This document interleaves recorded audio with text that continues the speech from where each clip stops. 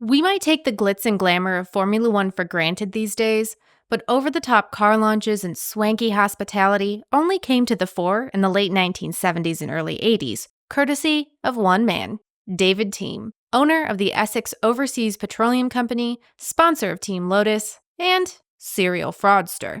Hi, my name is Elizabeth Blackstock, resident historian and U.S. editor over at planetf1.com, and I'm taking the reins from Sean today to introduce you to one of the wildest and most glamorous men from F1's past. Welcome to the F1 Word. David Thieme was born in Minneapolis, Minnesota to the chief engineer of the Northwestern Aeronautical Corporation. After attending university, the younger Thieme used his father's airline connections to start his own company that designed the interiors of executive aircraft. The business was a success, and Thieme began to expand his empire into working with big-name oil and auto companies when it came time to outfit their corporate jets. But before long, he began making money by investing in the oil trade, and as it turned out, Thieme had a knack for doing it. Somewhere in there, and it's not exactly clear how it happened, but by the late 60s, David Thieme had become an all-out motorsport fan.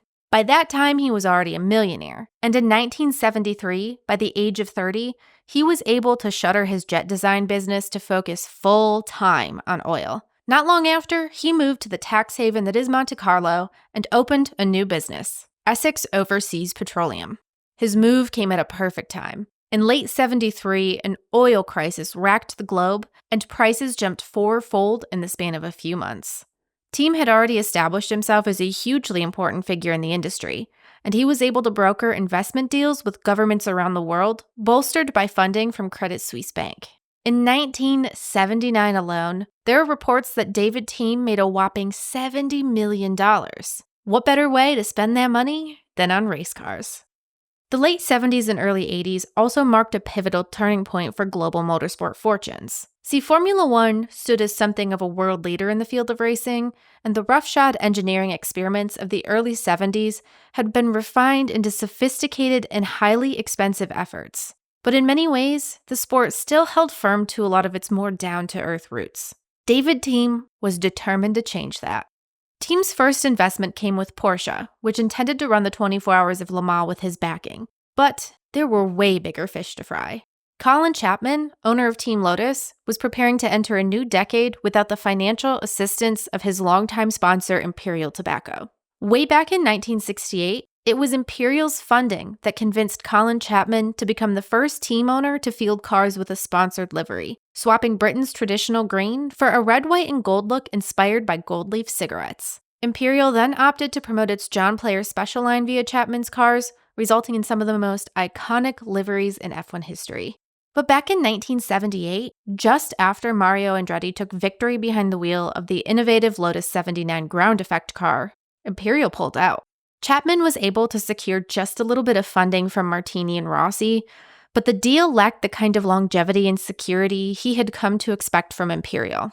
As a result, Team Lotus's founder kept searching for more and more brands to add to his profile.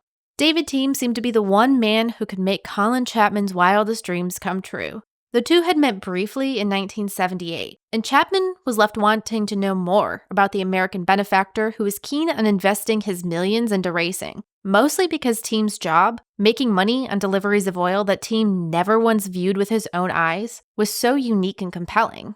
At first, the deal that Essex and Lotus inked was a pretty small one. In 1979, Essex would appear on the side pods as a secondary sponsor that would bolster the funding from Martini. But it was a miserable season for Lotus. The team failed to match its previous championship-dominating form, but throughout it all, Chapman could count on one man, David Thieme. Thieme took Chapman under his wing, setting the team owner up in swanky hotels and exposing him to a lavish lifestyle that he before had never known. To put it pretty simply, Colin Chapman was entranced. Heading into 1980, Chapman decided to pull completely out of the Martini and Rossi deal because he instead wanted to ink a $4 million title partnership with Essex. This is when Thieme really came to form. Knowing that he now had a bigger say in Lotus and that he had captivated Colin Chapman, Thieme set out to become one of the most audacious figures in the Formula One paddock, starting with the team's 1980 car launch. Thieme went big. He rented out the Paradis Latin, a historic cabaret theater in Paris, France, to host the launch of the new car. The entire locale was decked out in red velvet, while waitresses in revealing outfits poured champagne as if it were water. Over a high-class dinner, guests watched dancers perform routines before the final act, the launch of the Lotus 81. You might expect the car to be simply rolled out onto the stage, but that was too simple. Instead, it was lowered from the ceiling, with a nervous, cocktail-jacketed Mario Andretti in the cockpit all the while. Music blared as team personnel made speeches, and the motorsport journalists in attendance had taken part in enough champagne that didn't even matter. It was a stunning display of opulence. In that era, car launches weren't ornate spectacles. Sometimes, maybe, a new model would be shown to a small set of media before the season, but it was way more likely that a new car would debut trackside a handful of races into the year. There was no fanfare, not like what Thieme had created. But see, Thieme wasn't finished, because that one launch wasn't enough. 3 months later, he hired a sports consultancy group to stage another, even more lavish car launch, this time at the Royal Albert Hall in London. Roger Verger, a Michelin-starred chef, was hired to cater a meal for the hundreds of guests in attendance, and the focus of this event was the Lotus Esprit Turbo supercar, the first 100 of which would be outfitted in an Essex livery. Instead of lowering the car from the ceiling this time, the car rose from the stage in a flurry of smoke and fake snow. Alongside it was an Essex-sponsored Penske machine that Mario Andretti wanted to race in the Indy 500. To cap off the evening, guests were entertained by the legendary singer Shirley Bassey with several James Bond film themes: Goldfinger, Diamonds Are Forever, and Moonraker among her extensive back catalog. Had those egregious funds been poured into Lotus's engineering department, maybe the 1980 season would have been less of a disaster. New hire Elio De Angelis took second place in Brazil near the start of the year, but after that, the Lotus 81 proceeded to slide further down the grid. The only other highlights were a handful of point-scoring finishes that earned Lotus 5th place in the World Constructors' Championship. But to make matters worse, Thieme continued to flaunt his wealth in the paddock. He commissioned a special 3-story hospitality bus to be built to take to races, and it was there where he entertained big-money oil industry guests with high-quality trimmings and fabulous meals, catered once again by Roger Verger. Then, ahead of the 1981 season, he went all out for yet another car launch. This time, Prime Minister Margaret Thatcher was one of 900 guests in attendance, and she inevitably saw the special paddock bus parked outside Royal Albert Hall topped with Thieme's helicopter. The Essex man is estimated to have spent about $1 million on the event, which included flying in mimosa from the south of France just to better fit his Riviera theme. But all was not well in Thieme's camp. Unpaid invoices began to pile up, the oil industry began to quake, and Thieme failed to turn up for the first 3 races of 1981.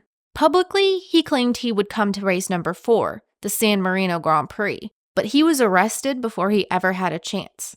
After landing in an executive Swiss airport, Thieme was apprehended for what Credit Suisse alleged were economic crimes to the tune of $7.6 million. If you adjust that for inflation today, we're talking more like $26 million. To pay the bank back for the stolen funds, Thieme's assets were seized and sold, which included his private jet and, yes, the Essex Lotus hospitality bus, which was estimated to cost around $760,000. In 1979, the Iranian Revolution saw oil prices begin to fluctuate wildly, and Thieme lost his touch reading the marketplace, which resulted in millions of dollars lost. Credit Suisse may have found that he was exceeding credit limits with either falsified or insufficient collateral, and it took action as a way to prevent any further damage to the company. That being said, Thieme was never charged, despite a long legal battle between Essex Overseas Petroleum and Credit Suisse. But it was more than enough to kill Thieme's career. The lavish spender disappeared from the public eye, never to be seen again. As for Lotus, the team dropped its Essex branding after Monaco, and John Player Special was persuaded to return. Elio De Angelis took one shock victory in 1982, but it wasn't anywhere near enough to return Lotus to its former glory.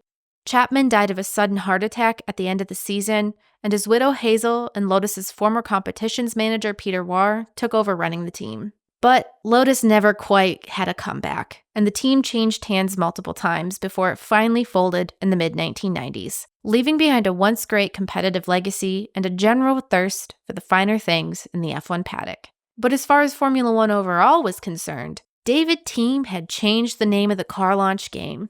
It wouldn't be long before other teams started following suit, like McLaren bringing out the Spice Girls for a car launch, or Flavio Briatore flying Benetton out to celebrate its launch in Venice. Now, if you head to a Formula One paddock, you'll see plenty of bespoke team hospitality units, all inspired by David Thieme. Thank you for joining me today on the F1 Word. My name is Elizabeth Blackstock, and for more deep dives into Formula One history, make sure to hit the subscribe button. But if written word is more your jam, then head on over to planetf1.com.